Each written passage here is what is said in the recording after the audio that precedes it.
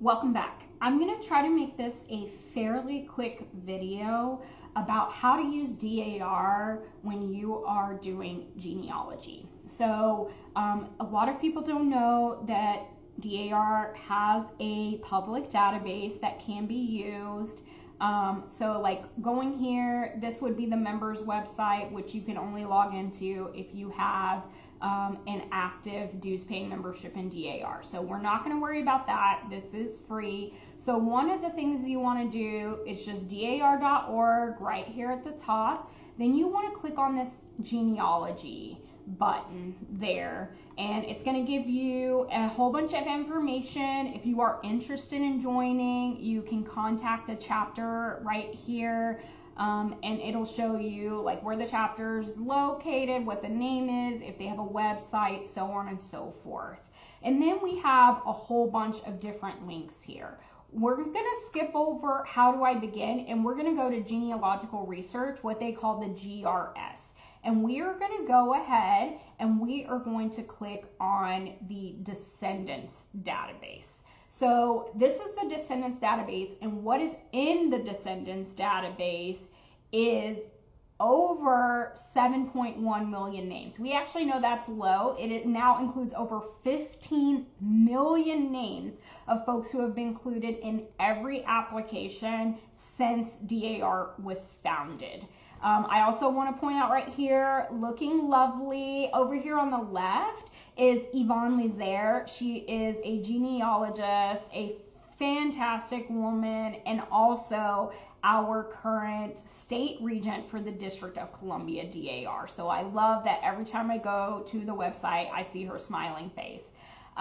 Then in the descendant search, what we want to do is we want to click on advanced. Okay, so then you have last name, first name, state of birth, state of death, spouse last name, spouse first name, spouse date of birth, spouse date of death, and then you have group by options, so you can group by patriot, by member, or no grouping at all, and then you can sort by last name husband, spouse last name, birth state, or death state for husband.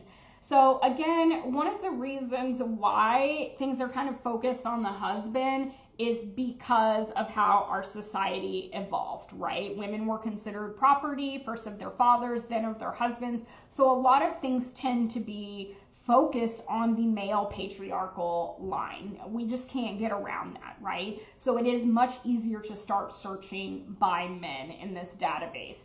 And on the left here, I have my second great-grandfather, one of them. His name is Edwin Lyman Beheimer, and I'm going to use his name to show you how the Descendants Database works. So the first thing we're going to do in here is we're going to type in the beginning of the last name. There may be different spellings, so you do not want to limit your search results by typing in the full last name. The only exceptions to that, of course, are like Miller and Smith, but again, you still might not get accurate results because Miller could be spelled with an E or with an A, and Smith could be spelled with an I or with a Y, so things get weird, right? The other thing is this database is also kind of finicky, like most databases are, and you always want to type the name of the person you're trying to search. If you want to add spouse information, you can do that, but again, don't enter the whole name. Their spouse may not even be on the application that was submitted before, or they may be there under a nickname or something else. You never know. So you kind of just want to start with one person, and then if you get a lot of results, you start using the spouse information to potentially narrow down.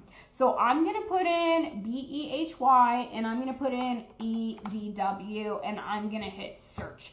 Now it says no member records found.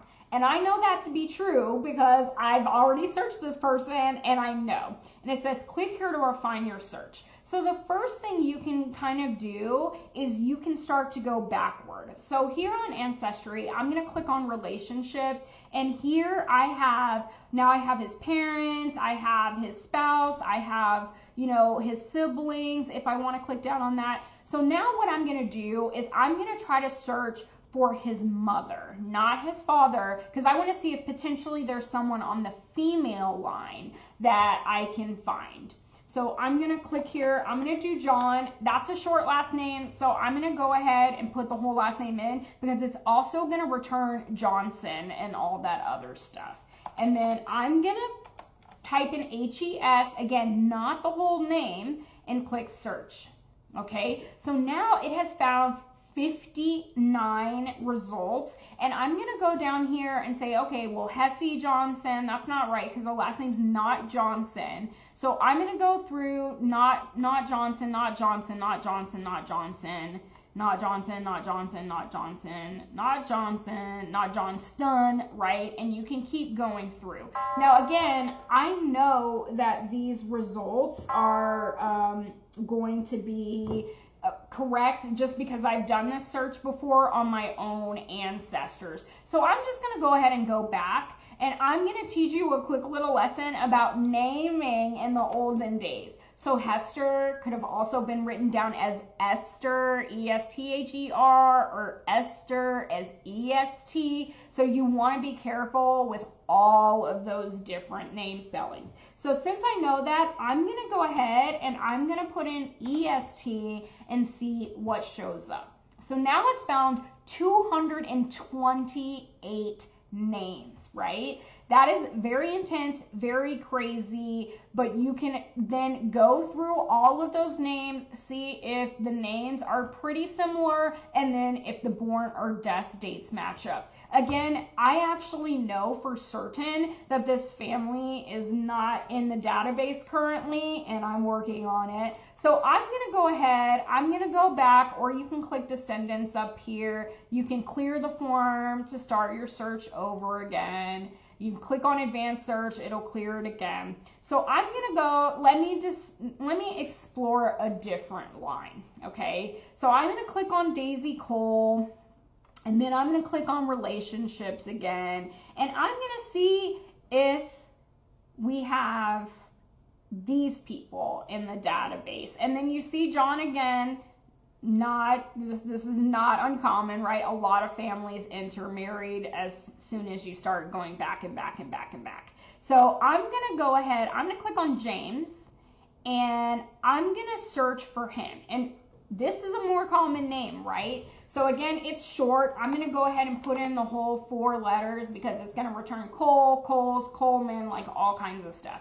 And then I'm going to put in James because, again, very common name. It's going to return James, Jameson, like all this other stuff. And I'm going to go ahead and hit search. So now it's returned 593, which is a huge, huge amount. Another quick tip for this is that if it returns 1,000, that means there's actually more than 1,000 in the database, so you need to find some other way to narrow it down. So I'm going to go ahead and hit back because 593 is a little too much for me. Remember, if we click on James's relationships, we see that his wife's name is Olive Alice John, and then we have another spouse here. But I descend from Olive, so I want to see if she's in there. I'm not going to put her last name in because remember, women, as we get further back, it gets kind of iffy. So I'm going to go here down to spouse first name, and I'm only going to type in O-L, okay? Because I want to see, are there any James Coles in the database who have a spouse potentially with the name Olive? And I click search, and it comes up with one, Olive Edson, who was born in 1789. Again, no, that's not correct. So I'm going to go back and I'm going to go up a little bit further. So I'm going to go up here to Jerome Cole, and I'm going to see if he's in the database. I'm going to clear this form and again type in Cole. And then for Jerome, I'm just going to type in G-E-R just to see. Click that, we get 74. Okay, that is pretty good, but we're getting Jerusha, which is usually a female name. So I'm going to click back, I'm going to add in that O, and I'm going to try again. Now we have 4, Beautiful. And if you go and click on relationships for Jerome, you see 1818 to 1895. We have 1818 to 1895. And then we have a spouse of Mary Helen Morse, 1826 to 1874. Boom, we have found him. He is the top result. Amazing. But you do go down and you see that there are some other Jeromes, just not with the correct spouse name. But we know now this is, so that means somebody back in my family line has submitted an application with this patriot and with these people in my direct line. So we can go ahead and we can click on the ancestor number here. And we see it's from member 737168. So I'm going to click on Ebenezer and it's going to pop up his patriot profile. And then we are going to see that he served in Rhode Island. He's a senior, so that means he has a son, at least one named after him. He has patriotic service, which again, not military service, but it is a service that is recognized by DAR, Sons of the American Revolution, Sons of the Revolution, and Children of the American Revolution. And if we go down here, we see his patriotic service under service description is as a Warren Township member of the State Purchasing Committee. So he was basically assisting the Warren Township government to support the Revolutionary War, which is very important, right? You can't have a war without money and goods and resources. And we have his full birth date, his full place of birth, full death date, place of death. And then at the time of the Revolutionary War time period, he was residing in Warren, Bristol County, Rhode Island. So we see that the service description and his residence match up, which is very important. We see that he had 2 wives, Prudence Miller, which I actually personally know is who I descend from, and then Lillis Turner Barton. And now we start to go down and we see associated applications and supplementals. So these are all of the women since the founding of DAR who have submitted an application under this patriot.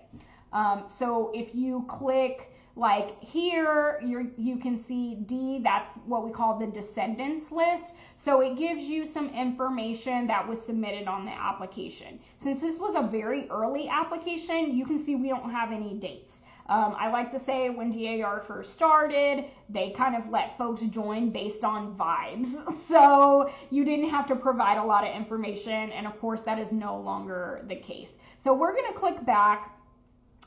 But we're going to see, here's the child, so it tells you what child the application was submitted under for the patriot, and then who the spouse was that was on that application for that child. So as you can see going down. So now if you remember, 737168 was the associated application for my direct lineage under Jerome Bonaparte Cole and Mary Helen Morse. So then we were like, okay, we need more information about our family all the way back to this patriot. So if I wanted to go ahead, I could click this purchase button and it gives you instructions for ordering. Now, if you click out of this, you can just get the lineage for $10, or you can also get the supporting documentation, but only for folks who have passed away, for an additional $20, or you can get both for $30. So these are, again, available to the public. You would be able to get this information without being a member of DAR. So it's actually very, very important to genealogical research.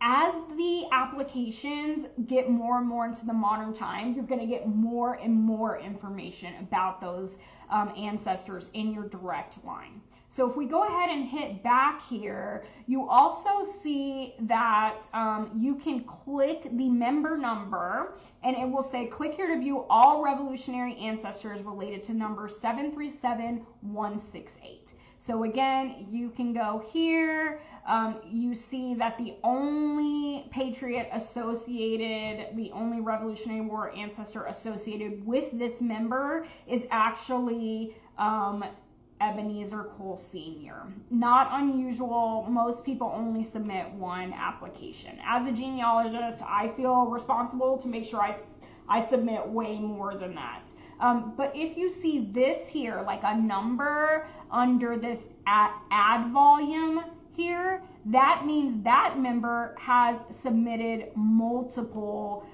applications to establish multiple patriots. So I'm going to click on this one right here, add volume 783. As you get more familiar with this, you'll start to know what about what year these numbers are that the application was submitted. But I'm going to click on this member 546863 here, and she has submitted applications for 1, 2, 3, 4, 5, 6, 7 Revolutionary War patriots. So chances are, if you descend through this Curtis Cole line, you probably also share these additional Revolutionary War patriots. Since I do not descend from Curtis Cole as the child of Ebenezer Cole Sr., I probably don't share all of these patriots, maybe one other one if our family is intermarried with these Randall family or Culver Collins, right?